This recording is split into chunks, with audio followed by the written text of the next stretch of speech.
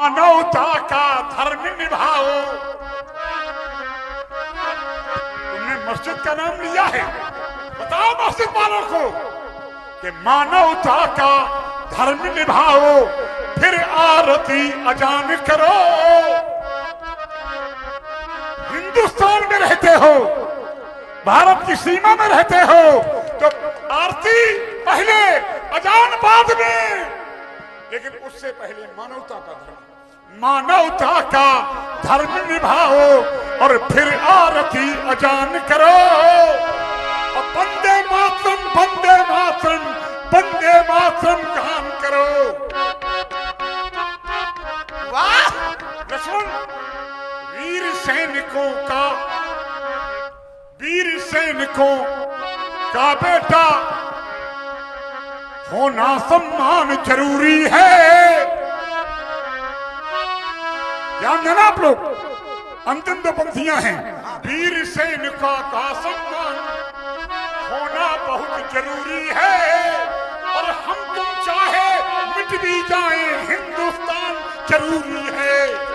हम तुम चाहे मिट भी जाएं हिंदुस्तान जरूरी है। मानवता का धर्म निभाओ, फिर आरती अजान करो। और वंदे मातरम वंदे मातरम वंदे मातरम गान करो। कह दो धरती और अंबर से, कह दो हर ताल समुंदर से, गौहाटी से चौपाटी से, कह दो दुश्मन की माटी से। जो आंख उठेगी भारत पर वो आंख फोड़ दी जाएगी। जो भुजा उठेगी भारत पर वो भुजा तोड़ दी जाएगी। जो भुजा उठेगी भारत पर वो भुजा तोड़ दी जाएगी। महाराज कवि वही जो निज कविता में, कवि वही जो निज कविता में भरे भाव तूफानी, और वीर वही जो अर्पित कर दे चाहती हुई। वीर वही जो अर्पित कर दे चाहती हुई जवानी। महाराज जिस देश का दाना खाते हो, जिस देश का दाना खाते हो और पीते हो जिसका पानी, उस देश के काम नहीं आए तो है बेकार जवानी। महाराज सीमा पर जो प्राण गंवा दे वो सच्चा सेनानी। और एक बार सब मिलकर बोलो हम हैं हिंदू। एक बार सब मिलकर बोलो हम हैं हिंदू। बात सैनिक की है। आइए बात तो 3 चरण पढ़ चुके हो, चौथा पढ़ 3 चरण, चौथा तो तब पढ़ पाओगे। छठा पढ़ दे। इस गीत का रचनाकार ही मैं हूं, जो गीत बनाया है। ईमानदारी ये गीत मैंने ही बनाया था। आइए अब इसकी प्रस्तुति में, और इसकी रचना मैंने कब की और क्यों की। यार जी, एक बार मैं कवियों का सम्मेलन देखने के लिए गया था, और वहां एक सरदार कवि था। सरदार तो जिस समय सरदार कवि कोई हास्य की कविता पढ़ता, कोई करुण रस की पढ़ता, कोई वीर रस की पढ़ता, लक्ष्मण, तो उस सबको तालियां मिलती। लेकिन जब सरदार अपने देश का गीत पढ़ता तो पूरी समाज चिल्लाती थी, सरदार जी सरदार जी। तो फिर मैंने सोचा कि इस पर कुछ ना कुछ 1-2 पंक्तियां उस कवि से ली, और कवि की कविता से ही जोड़ करके मैंने ये कविता बनाई। आइए इस जोड़ में मैं दूसरी कविता पढ़ रहा हूं।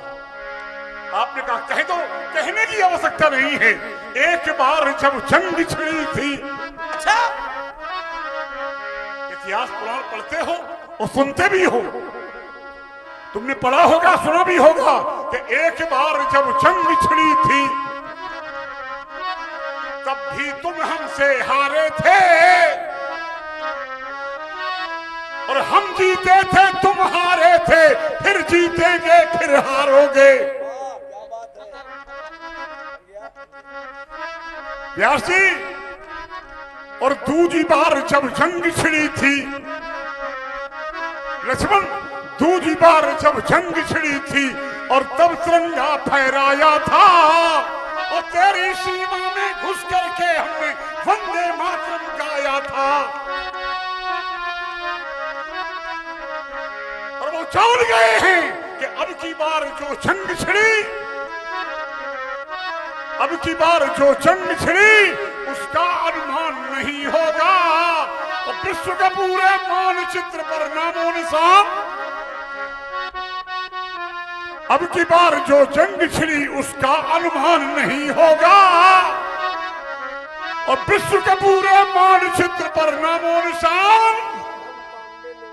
कहो थोड़ी समस्या आती तो भारत याद आता है। क्या बात है। चाहे बगल वाले को चाहे दूर वाले को, याद भारत की ही आती है, भारत के नायक की आती है। ध्यान देना, परामर्श भारत से। क्यों क्यों व्यास जी जहां से ने बहुत बड़ी बात कही है कि फिर वहीं पहुंच रहे हैं, फिर वहीं पहुंच रहे हैं जहां से प्रारंभ और हुए ये थे। और हम भी, और हमारे भारतवासियों का ये उद्देश्य भी होना चाहिए। हम भी फिर वहीं पहुंच रहे जहां से प्रारंभ हुए थे।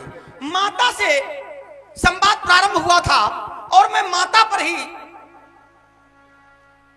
ले जा करके रुक रहा हूं। ब्याह जी, एक धरती मां, एक वीर अपने देश की रक्षा करता है, और रक्षा करते करते एक समय ऐसा आता है कि वीर गति को प्राप्त हो रहा होता है। धरती पर गिरा है, ध्यान देना, धरती पर गिरा है, लेकिन अपनी धरती माता से कहता है, ऐ धरती मां, मैं किसी के प्यार को महकता छोड़ आया हूं। मैं किसी के प्यार को महकता छोड़ आया हूं। एक क्षण, मैं किसी के प्यार को महकता छोड़ आया हूं, और एक नन्ही सी चिड़िया को घर में चहकता छोड़ आया हूं। बेटी के लिए किसी के प्यार को महकता छोड़ आया हूं, नन्ही सी चिड़िया को घर में चहकता छोड़ आया हूं। ए धरती मां, ए भारत मां, तू सुला ले मुझे अपनी बाहों में। क्यों? क्योंकि मैं अपनी मां की बाहों को तरसता छोड़ आया। माता जननी जन्म भूमस स्वर्गादप करी असी। ध्यान देना आप लोग, उसने ये न कहा होगा कि मां की भुजाओं को मैं तरसता छोड़ आया हूं। क्यों? कि जननी जन्म भूमस, अपनी मां और अपनी जन्मभूमि, एक अपनी माता है और एक भारत माता है। तो भारत माता की रक्षा के लिए एक माता का पूत अपने प्राणों को न्यौछावर कर देता है। और एक माता ने तो बेटा ये कहा था। व्यास जी भैया, चलिए बात माता की आ गई है। एक माता का पुत्र जिस समय फांसी के फंदे पर लटकाया जाने वाला था, उसकी मां पहुंची और मां ने अपने बेटे को देखा, और बेटे ने अपनी मां को देखा, तो बेटा भी मुस्कुराया। सावधान भैया, एक मां का बेटा अपने राष्ट्र हित के लिए जिस समय उसको फांसी लगने वाली थी, उसकी मां पहुंच गई और मां ने अपने बेटे को देखा और बेटे ने अपनी मां को देखा। बेटा भी मुस्कुराया और मां भी मुस्कुराई। लोगों ने पूछा कि बेटा मुस्कुराया और मां भी मुस्कुराई, बेटा क्यों मुस्कुराया? बेटा इसलिए मुस्कुराया कि जिस माता ने मुझे जन्म दिया है, ये मां मेरे सामने है, और मैं भारत की माता के लिए, भारत माता के लिए मैं अपने प्राणों का बलिदान देने जा रहा हूं। और मां इसलिए मुस्कुराई। मां ने कहा, बेटा मेरी कोख से अगर एक बेटा और पैदा होता तो आज मेरा एक बेटा फांसी पर चल रहा है, मैं दूसरा बेटा भारत माता के लिए अपना न्यौछावर कर देती।